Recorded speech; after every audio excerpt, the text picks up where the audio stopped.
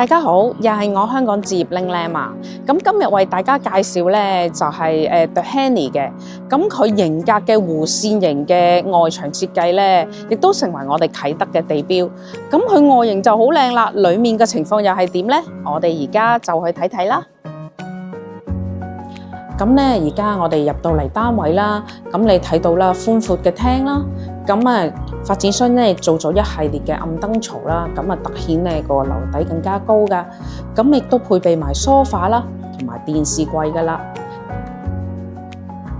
咁咧佢都配備埋個落地玻璃啦，咁變咗咧出邊咧個景觀咧都非常之開揚嘅，睇得好清楚啦。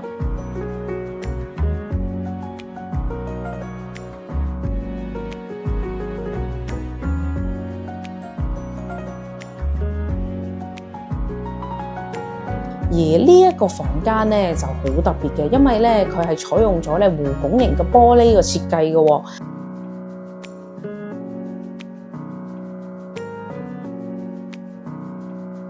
再加上咧配備咗咧呢一個一體式嘅大衣櫃做到上頂，真係咧有好多儲物空間。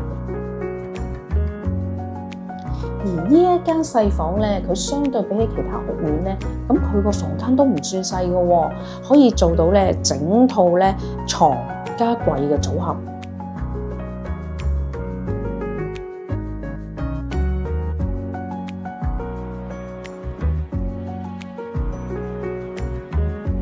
洗手間咧都可又係名次設計啦，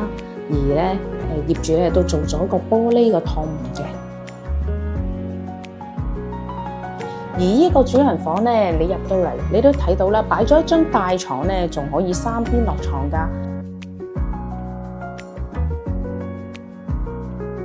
而佢咧呢一度咧又有個細細啲嘅露台，咁都可以出去吹風。